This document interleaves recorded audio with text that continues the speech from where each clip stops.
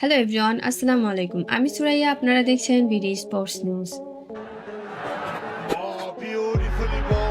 এবারের বিপিএলে খুশদিল শাহর ব্যাটিং পারফরমেন্স, রানের সঙ্গে আরও দুটি তথ্য যোগ করতে হবে। এবারের বিপিএলে এখন পর্যন্ত সর্বোচ্চ 23 ছক্কাও তার ব্যাট থেকে এসেছে।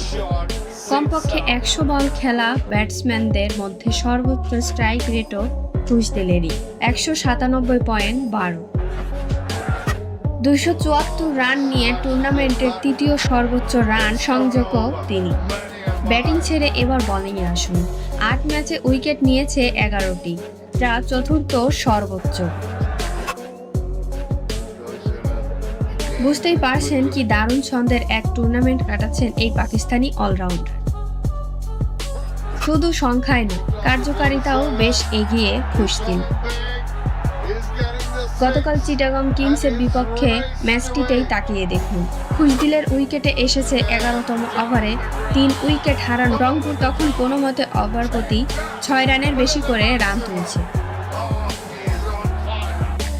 এর মধ্যে ফিরে গেছেন ইফতেখার আহমেদও। পরিস্থিতি বুঝে খুশদিল খেলতে শুরু করেন রয়েস হয়ে। প্রথম 12 বলে করেন 8 রান। এরপর ইনিংসের 15তম ওভারে বাঁহাতি পেসার মারুফ মির্জার ওভারে টানা 3 ছক্কা দিয়ে ঝড় শুরু করেন তিনি। 50-তে পৌঁছে যান 26তম বলে। শেষ পর্যন্ত মোহাম্মদ ওয়াসিমের বলে ক্যাচ দেওয়ার আগে 7টি ছক্কা ও 2টি চারে খেলেন 59 রানের ইনিংস। রংপুর তোলে 164 রান।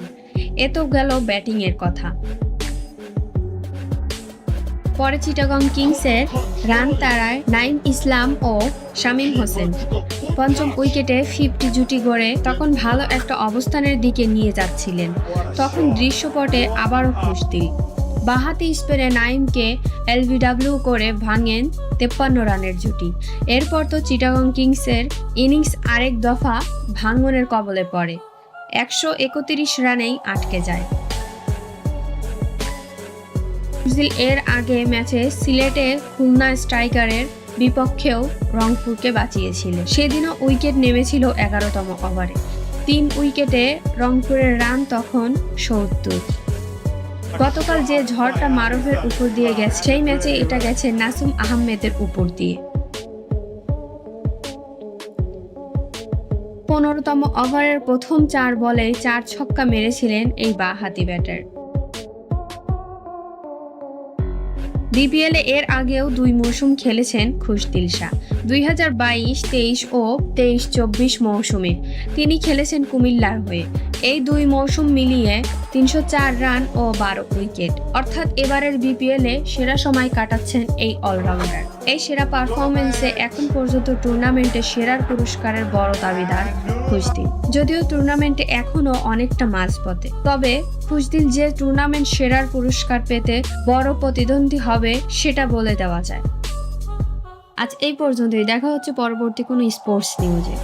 আর হ্যাঁ, যদি ভিডিওটি আপনার ভালো লেগে থাকে অবশ্যই লাইক, কমেন্ট এবং শেয়ার করতে ভুলবেন না। সবাই ভালো থাকবেন। আল্লাহ হাফেজ।